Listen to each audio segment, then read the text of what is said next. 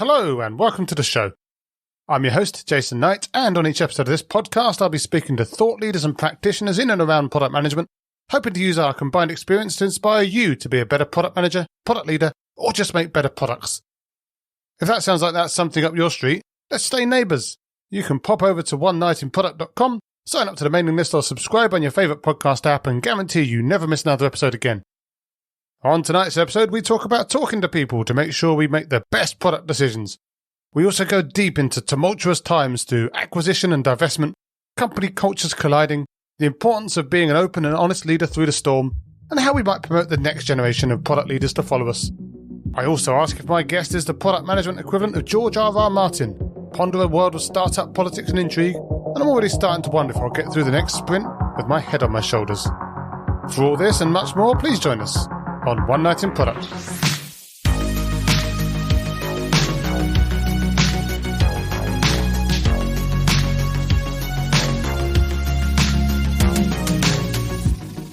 So my guest tonight is Giff Constable.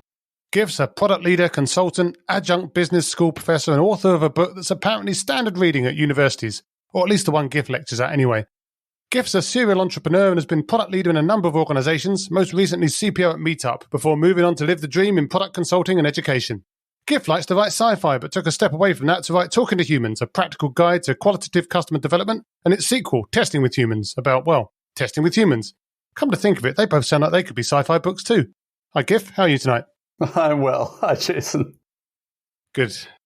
So I have to ask, books on customer development are pretty on trend at the moment. There's quite a few new ones coming out. I've spoken to some of the authors myself, and there's others coming. Seems to be new ones all the time. But Talking to Humans predates a lot of those. Goes back to about 2014, I think. Yep, that's right. So I have to ask, are these books just riding on your coattails a little bit? No, not in the least bit. I mean, look, the advantage we all have is we're all trying to get better at the craft, and we're all trying to share knowledge. And I think everything is additive. It's not about competition. It's about helping each other. And what's actually funny is that you just get these little pockets of knowledge. You'll have, and you'll see this in all sorts of the product world, design world, engineering world. People get fixated around a certain thought leader or certain books, and there's all of a sudden there's this other whole echo chamber that sits alongside it with also very intelligent things, and they have no idea that each other exists. So no, I think the more the merrier.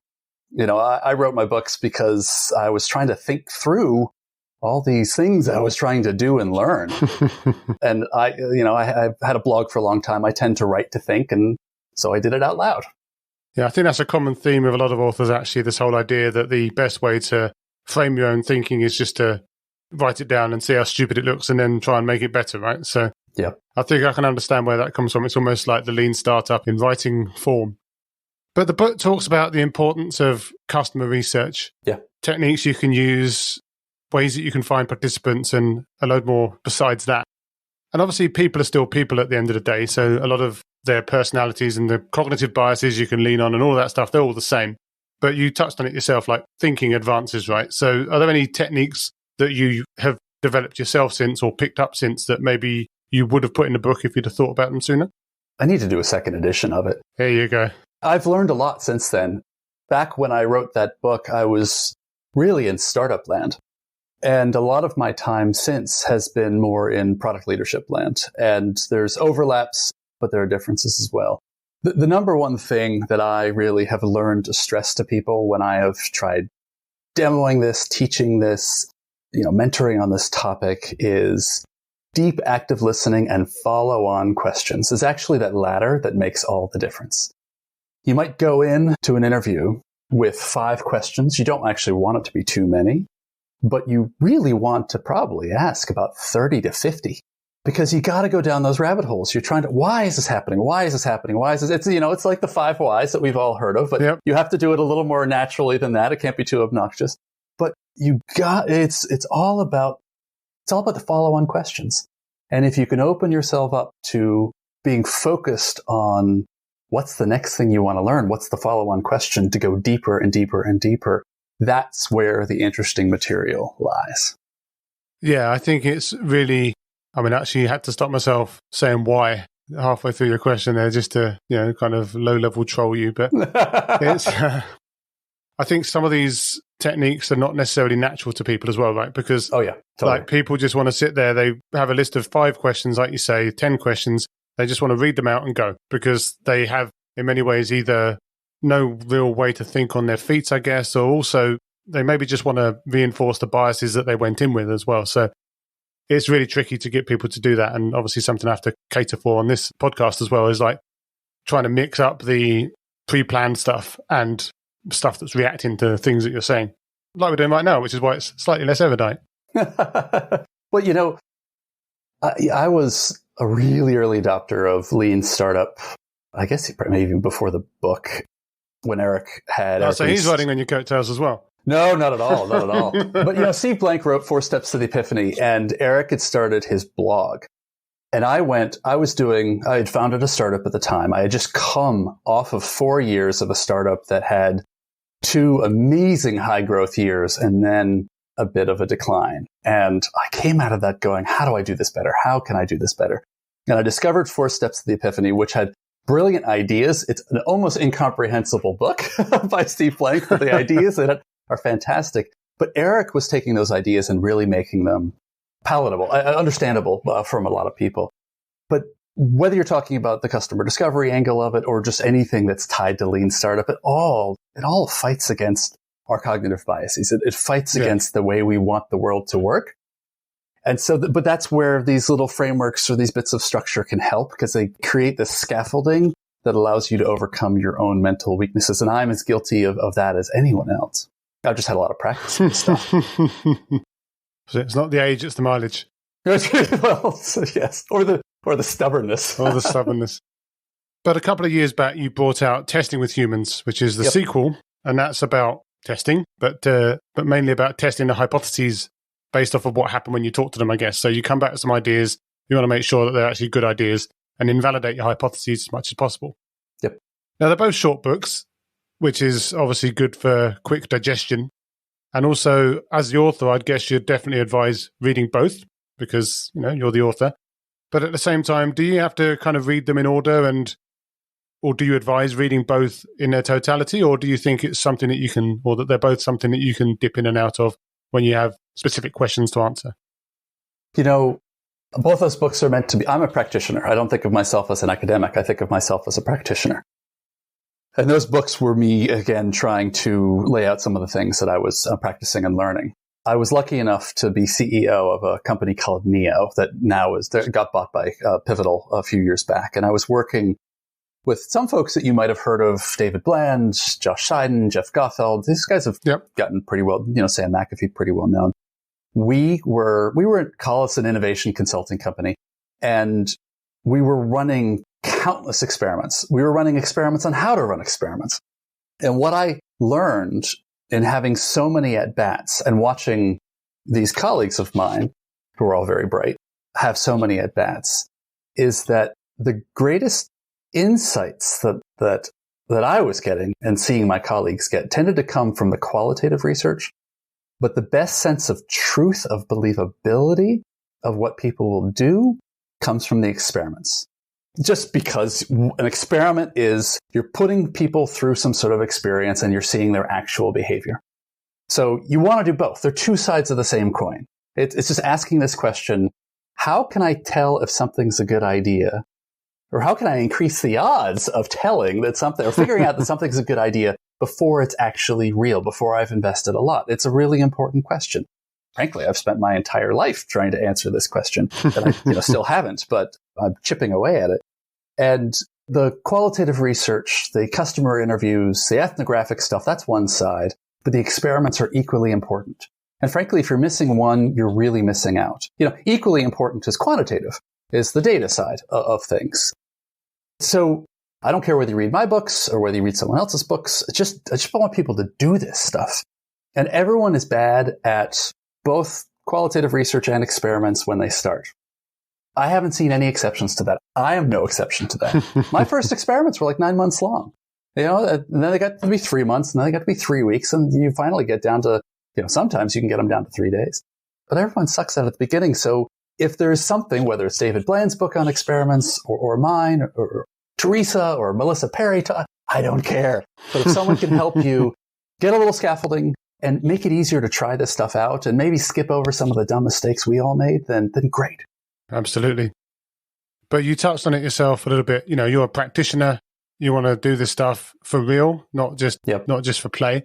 Yeah. But you have also said that these books have kind of found a bit of a niche in education and, like you say, universities. And I guess you're setting these books yourself, but it sounds like they're being set in other universities around the world as well.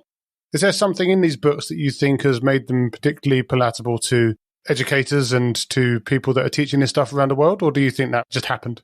Cartoons. I'm only half joking, actually. So the first book I wrote, but I had a collaborator. I wrote most of the book, but Frank Rumilowski, who runs the Entrepreneurship Center at NYU, this is long before I was really involved with NYU. I only just started teaching at NYU a few months ago, so they were already using my book for years before they pulled me in. Frank reached out to the whole reason why actually the book happened was because of Frank. I had way back in, I think, 2010 at some startup accelerator, like these startup weekend kind of things, at these startup accelerators, I had been asked to come give some talks because I'd written some blog posts about what I was doing in my own startup. But, I just, as I say, I think out loud. And so they asked me to come give some talks, and I had a blog post with this like 10 tips, and that went very viral for a little while. And so several years later, Frank came to me and said, hey, we're still using the blog post, and Steve Blank has created some videos. Steve was kind enough to write actually the foreword to the book. It was great, but it's still not enough. People are still screwing up on this. They're still confused by this. We need more. We're like, would you write something more? And that's actually why the book was written. I think just to be totally honest, I think one of the nice things that happened there is because my collaborator, for lack of a better phrase, was very involved in the I-Corps system and the university entrepreneurship system. He was talking to the person teaching entrepreneurship at MIT and at Berkeley and Harvard and Penn and all these other places.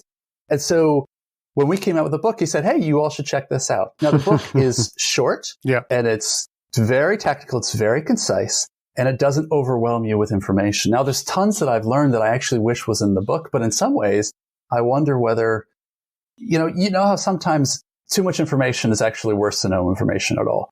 Like you can overwhelm somebody and then they're not absorbing anything. Yeah. And it seemed like the book hit a nice middle ground of just enough to get someone going without overwhelming them. And having some cartoons to lighten it up didn't hurt at all. And so it started at a lot of the U.S. university systems, and then it went international. So it's in, you go around the world it used to just be entrepreneurship classes, but actually it's increasingly showing up in some product classes too, which is fun to see. It used to be the product people had no idea that I'd ever written these books. But anyway, that's neither here nor there. Well, it's a little bit here nor there, I guess. Yeah. It's always nice to be appreciated, right? But now you touched on it a little bit earlier on around how you started out in startups. I think you're working in startups when you wrote that book, and then you moved into bigger companies. Yeah. One of those bigger companies was Meetup, which was your last full-time gig, where you were CPO for a while. And that was in this kind of, I presume, fairly purple period between being bought by WeWork and before they sold it at a massive loss. So probably the best time to be there. It was a very tumultuous time to be there, let's be honest. I was going to say, was it exciting? I mean, I guess tumultuous can be exciting, right? Was it an exciting time to be there and kind of riding that wave and all the positivity around Meetup at the time and all the hype around WeWork? Or did that just make it massively stressful? Oh, that's an interesting question. When WeWork bought Meetup, there was some theoretical ideas as to what the synergies were going to be between the two companies. As often happens with mergers, and I don't think I'm talking out of school or saying anything particularly controversial to say this, they often don't appear. Yeah. Or they often become more complicated than one hopes. And that started to happen. But what was very true about WeWork was it was a go big or go home kind of place. Grow, get growing, and get growing more. And we don't care how much money you spend to get growing, but just get growing. And Scott, who founded Meetup, was very mission-oriented. He ran the business quite prudently. It became, it's got people, 13 million people every month using this and 180 countries. It's an ever-present product that's out there. But Scott ran it very sustainably. Let's put it that way. Yeah. Wonderful team, wonderful, bright, mission-oriented people inside the company.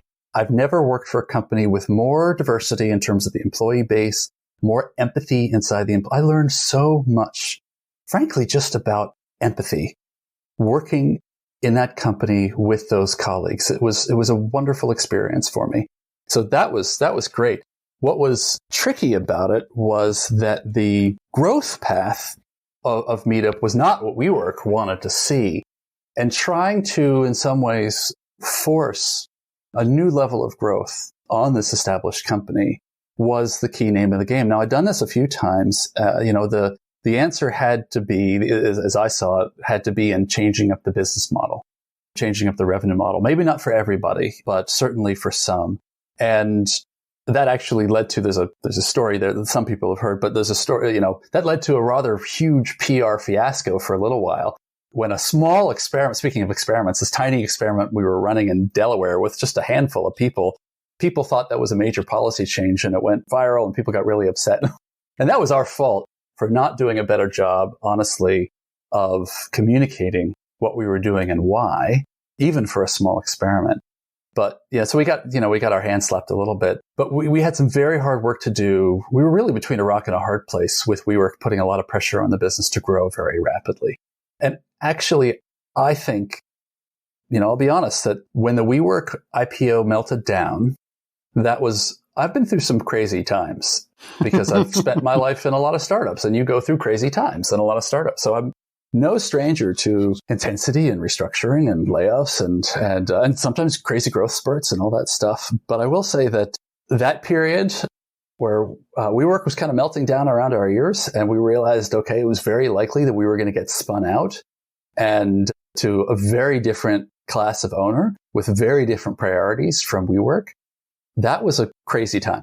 That was a very intense, crazy time. But I honestly think that it's glad to see. It seems like I haven't paid huge amounts of attention. It seems like WeWork is kind of stabilized a little bit. Yeah. And I think that Meetup, it's great that Meetup is private again. It's the best thing for it. It absolutely is the best thing for it and for its customers as well. But you've just described a fairly frenetic yes, that's a good word. life. And that's not for everyone, right? But at the same time, I guess it's high risk, high reward, or not reward in this case. But ultimately, that's the deal that you make when you're going into some of these high growth startups, right? But as a leader of the product organization in that company, what are some of the ways you can cope with that? Because a lot of people might struggle with that because of the fast pace and the pressure and the, no doubt, blame and stuff that's thrown around. There's got to be ways that you need to draw strength from, or there's got to be things that you can do to help you get past some of the bad times. Were there any particular techniques that you felt were really helpful to kind of keep you on track? That's a really good question, Jason. I think I learned at Meetup better probably than ever before that one can, as a leader, one can be and should be more transparent and authentic than I thought when I was younger. Mm-hmm. And it has to be done in the right way. It can be done really in the wrong way. You could be overly transparent. You could be selfish, and the word's not coming to me, and about yourself in your authenticity, right? Yeah. But you can also be vulnerable and honest and transparent about what's going on. That Meetup arc for me was very interesting because at the beginning, it was a bit of a transformation story. At the beginning, the engineering and design and product had not been getting along. Yeah. There was a lot that was very broken about how product and engineering was done at Meetup. And not because there weren't great people and kind people and talented people, but there were some incentives and some leadership issues and some things that had led to a fairly broken process. So at the beginning, it was about understanding where the culprits of that were and healing that. And, there hadn't been when I got there was no roadmap. There was no product strategy. It didn't exist. They were working very hard on some things.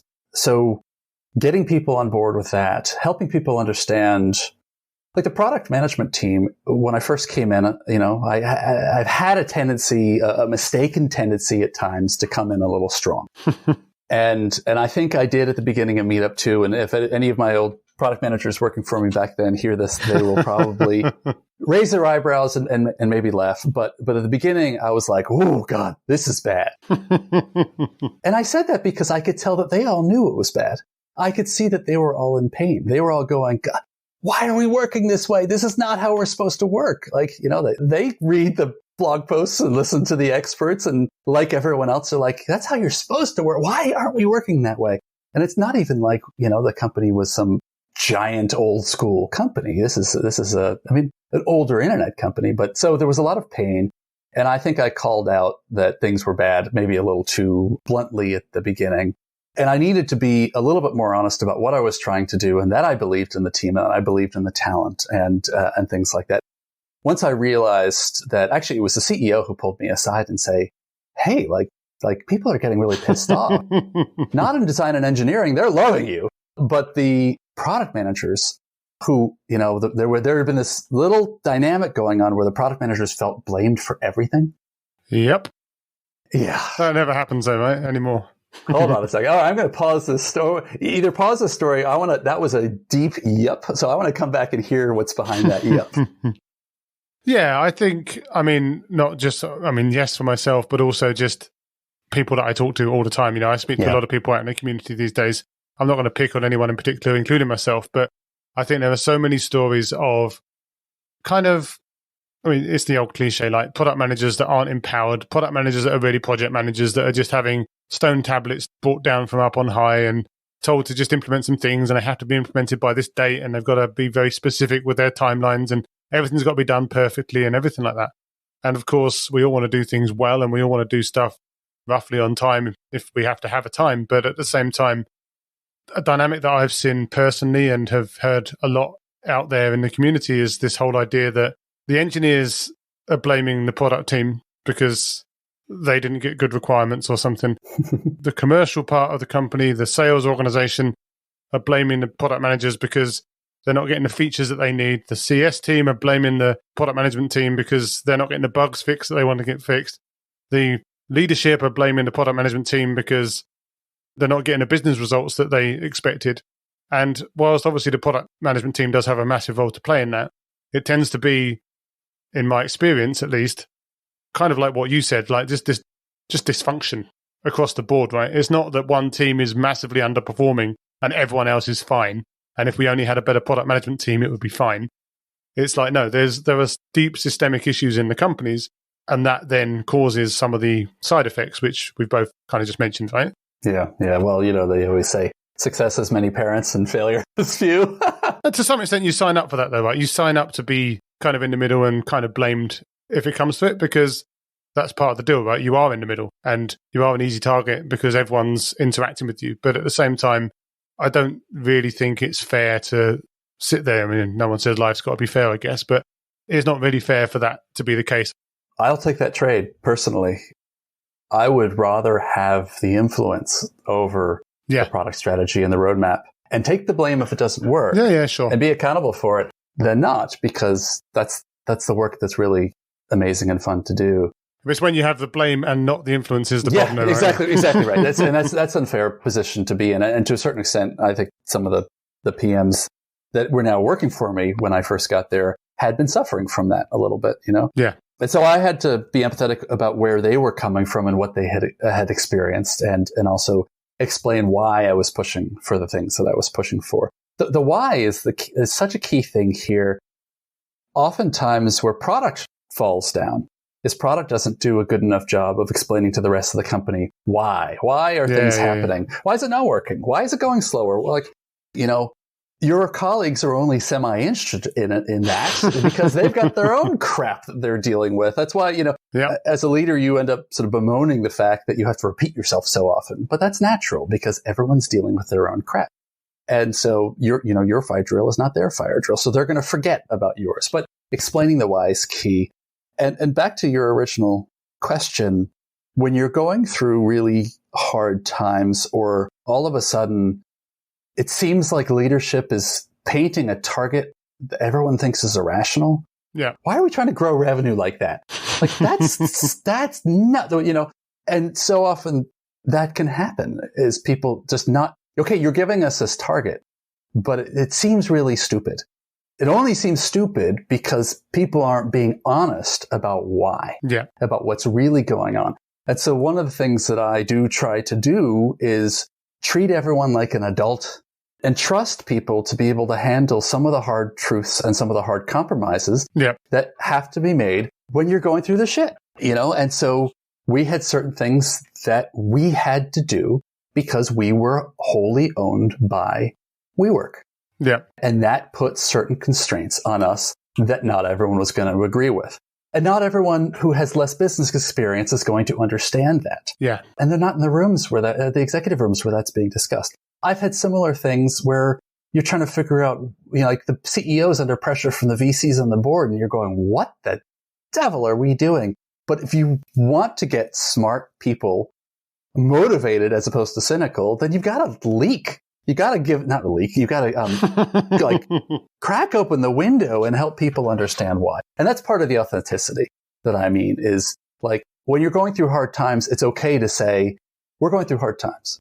Another example of this is not long after I got there, the VP. So I had design at the beginning, I had design and product management reporting to me, which I don't remember. It was maybe like 25, 30 people. And then eventually my CTO counterpart, who I adored, left. And all of a sudden I had engineering as well.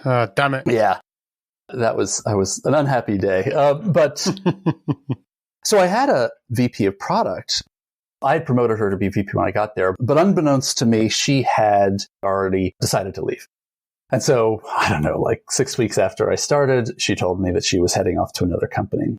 And there was no way that, because we had, 10 product managers, so I could have all of them reporting to me and all the design stuff. And there was huge amounts of strategy work. I was in the middle of like totally creating a roadmap that didn't exist and all this stuff. And so I had to just say to the product managers, this is going to suck for a little while.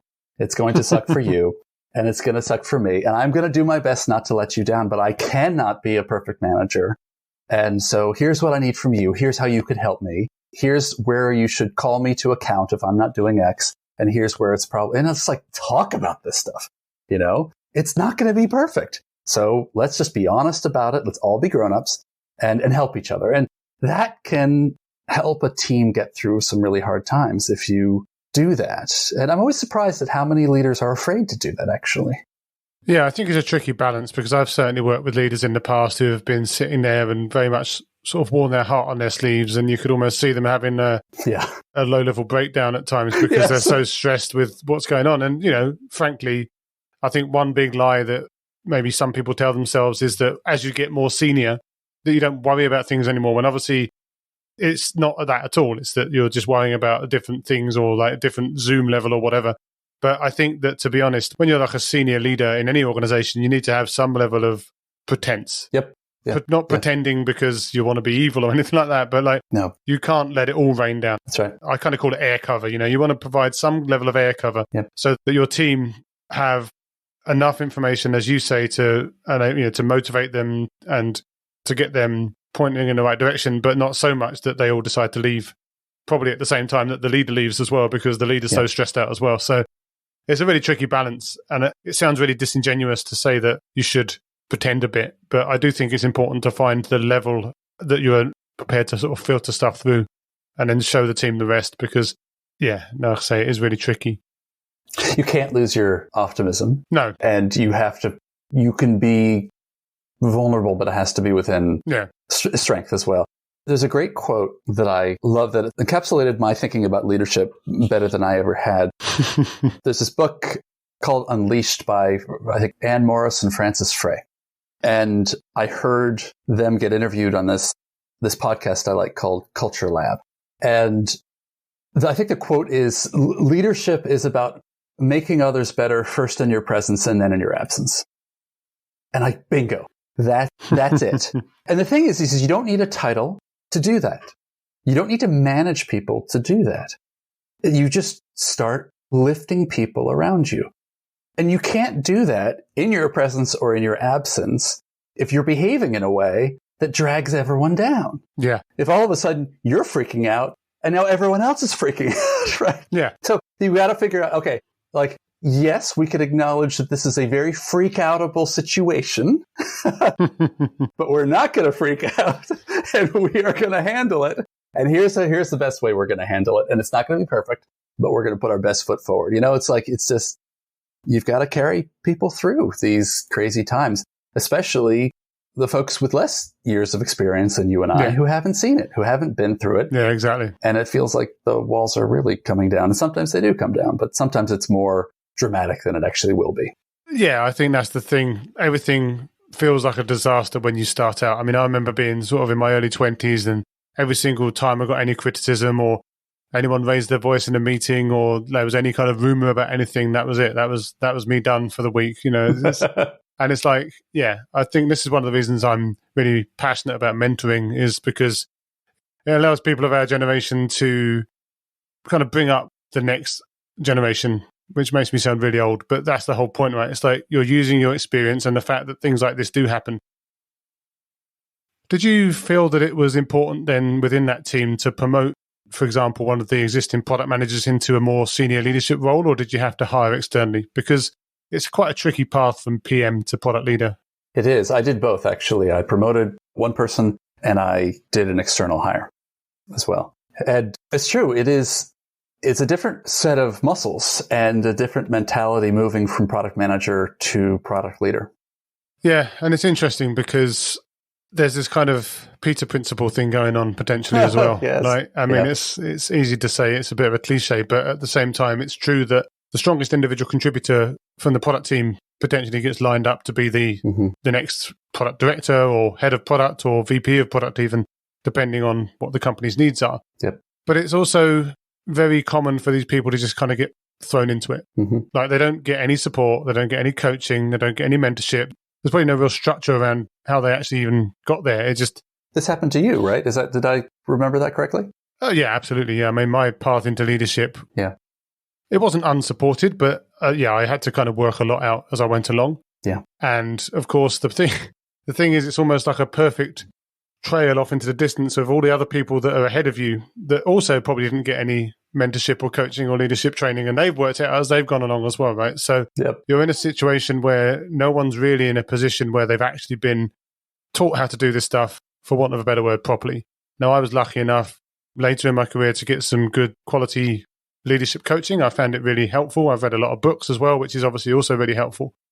But I mean, are there any other ways that you've used whilst you've been bringing people up to try and bridge that gap between senior individual contributor to product leader in waiting or product leader in actuality? Like any ways that you've tried to help drive them into that?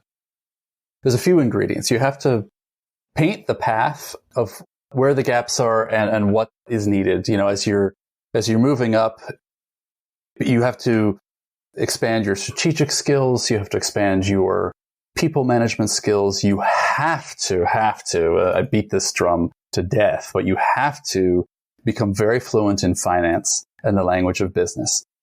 Finance is the common language at the executive suite and at the board suite. And so the kind of shorthand language that's super fun, it's probably my favorite language that we have between designers, PMs, and engineers, is not how you're going to talk with your head of sales and your CMO and your CFO or a board member and things like that. So you've got to learn those skills. You've got to really pick up the importance of business models, understanding things around how businesses are valued and how that actually is really important for the product choices you make. So there's this whole world that when you're just I don't mean this in a denigrating way, but when you're a line PM, when you're an IC working on a team, you might have an outcome you go shooting for, you might have a feature, but there's a lot that you're focused on and you're here and now trying to execute that really well, trying to get your team to execute that really well, that you can, if you're aware of those things, you could start to stretch them. All the things that I just mentioned, you could do at a team level on a team scale and start practicing and getting feedback. And then as you sort of work your way up, you really start thinking of your product becomes the entire company. Yeah, exactly. You're almost, a CPO is almost like a COO in a lot of different ways, especially at a very product centric company, because everything is revolving around it. It is, you're designing the engine of the entire thing, not just about how your customers are working with your product, but how actually the whole company works effectively to deliver value to your customers and then reap value itself. So you got to paint that picture, and then you have to create opportunities for people to stretch and give them enough rope to hang themselves, but not so much that they're not getting supported. But there's often, you spot people who can there's some people that can just take a lot of weight. They can take a lot of pressure. They can take a lot of weight, and they love learning curves. And you push people as far as you think they can handle, and you make sure you stay in communication so you're not pushing too much and you're throwing someone over the deep end. And I haven't done that perfectly. I've gotten that wrong sometimes, but that's, I guess a rambly answer of what I'm trying to do. Paint the picture and then create the opportunities for them to do so and continue to stretch them. I mean, that's all pretty generic answer. I apologize. I mean, it sounds generic, but I think it's a really valuable framing of the journey that leaders have to go on, right? And I think also with regards to leaders or even team leaders, like if you're not operating at the executive level, there's always a kind of be careful what you wish for type caveat as well, right? Because actually I think a lot of people just want to manage people because they think it's the next step up, but it might not be. And it might not actually align with anything that they actually want to do. And that's why I like seeing some of the commentary you get on social media now around kind of dual track careers as well. Like there should be an IC path that you can just get bigger and better at and deliver value to your company without having to do things that you might not be very good at, or you might not be very passionate about, or that you might have no interest in at all. So I think those two tracks can be really valuable. It'd be interesting to see if that actually takes hold. I hope it does. I mean, I'm very optimistic about that, because if you are at a company that has big, hard, gnarly opportunities, who do you want to hand that to? You want to hand that to someone who is senior experienced and can kick ass, right? Mm-hmm. And so to take some of your strongest, most passionate, hands-on practitioners and say, now you have to do everything through other people. Yeah. It's a real loss. Now you have to have those opportunities to make use of someone that senior, because they're going to become expensive. So it's got to make sense economically. But I am really excited because most tech companies do have those opportunities. So don't force everyone down the management path. If someone really loves being hands-on and just solving really hard problems with a smaller team, let them do that. Yeah. Right. And other people actually love the management side. They love actually starting to make progress through other people. That comes with its own challenges, as you know. Absolutely. But yeah, that divergence, I am quite optimistic that will take hold slowly. It's going to take hold slowly because it's expensive, but it will take hold. Well, fingers crossed. Yeah, totally. Now you're writing a new book at the moment, I believe, called First Principles Product Management. That's slow going. Okay. That's because the way I write books is as I say, I was mortally offended when you introduced me as an academic and a consultant. Even though it's true, I had to step away from full-time work for family reasons. And that's what I'm doing right now, is I'm teaching and doing some consulting here or there. But I much prefer, honestly, I'm much happier when I'm in-house rather than consulting. But I do my best writing when I'm in the thick of it. And I'm doing the hard stuff and watching and learning from my colleagues who are doing the hard stuff. I had the premise for this book when I came out of Meetup, because my biggest task, what I learned, not just at Meetup, but before, what I learned is one of my biggest challenges and tasks as a leader was to figure out how to get really good judgment down into the ranks, down into the teams. If you can do that, then you can trust your teams, you can let go, you can have the kind of autonomous teams that everyone wants. And then your other executives who are freaking out of like, we can't trust the teams. You could be like, yes, we can. Like, we're going to do this. We're going to let go and we're going to do this. But to do that, you have to get good judgment down there. So how do you do that? I had this notion that any product manager can come up with good answers if they ask the right questions, if they just ask the right questions.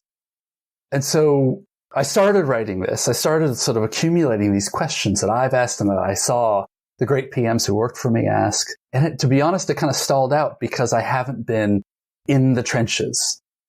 And I'm not an academic kind of writer where I'm like a journalist who goes and interviews, 1,000 people and then writes a book. That's not how my books take form. So that's been on pause, and I'll probably actually end up doing the the second edition of Talking to Humans before first principles. But I'm still very intrigued by this idea. I still think whether someone else, maybe Shreyas, should do this. Shreyas, if you're listening to this, go do this, because you'll do this better than I will. He will. He's such a clever guy. But yes, it's like, what are the really hard questions? The non-generic, the non-banal, the hard questions that are easy to forget and that you need to be reminded of in the moment. And that's always where I've gotten myself into trouble. And that's actually why sometimes reading, all business books are sort of generic, but reading them can be useful because they remind you of the things that you already knew, but you forgot or slipped your mind because you're so busy with everything else. So basically, we shouldn't hold our breath for that book, but it might come out one day. Don't hold your breath for that book. No, not in months, that's for sure. I was going to ask about the chance of a product management sci-fi crossover novel as well, but I'm sure that's going to be even further out. Like, you're becoming a George R.R. Martin of product management books, right? That's exactly right. God forbid. That would be terrifying. That's all about politics and territory. That's not where you want to spend your time. Well, although there is quite a lot of that in product management, so I'm assuming that would actually be a fairly gripping novel. I guess, yes, stakeholder management. Winter is coming. There you go. So where can people find you after this if they want to chat to you about anything regarding product management, product leadership, try and get some more little anecdotes about Meetup or anything else they fancy chatting to you about? I'm on Twitter at Giffco, Giffco. My blog is, giffconstable.com. You could probably DM me on LinkedIn. I kind of like, both Twitter and LinkedIn, I kind of dip in and out of because, you can't keep up with the stream. Twitter is probably the best place, to be honest. If someone wants to just at me, I try to be responsive. And I do try to, like you, I believe in mentoring. Yeah. And I've got this wonderful little thing right now that I'm doing called Case Camp, where I've got a group of very senior product leaders and a group of sort of up and coming kind of senior PM director level who want to get to the VP level. And we role play. Every week we role play like difficult situations. And that's been really fun. So I love talking about this stuff. I love geeking out about this stuff. People should definitely reach out. Well, I'll put it in the show notes and hopefully they will. That's been a fantastic chat. So obviously really appreciate you taking the time and sharing some of your thoughts and opinions and war stories. Hopefully we can stay in touch. But yeah, as for now, thanks for taking the time. Thank you, Jason. I always enjoy listening to this, and thanks for having me on. It's a privilege. As always, thanks for listening. I hope you found the episode inspiring and insightful. If you did, again, I can only encourage you to pop over to onenightinproduct.com, check out some of my other fantastic guests, sign up to the mailing list or subscribe on your favourite podcast app, and make sure you share it with your friends so you and they can never miss another episode again. I'll be back soon with another inspiring guest, but as for now, thanks and good night.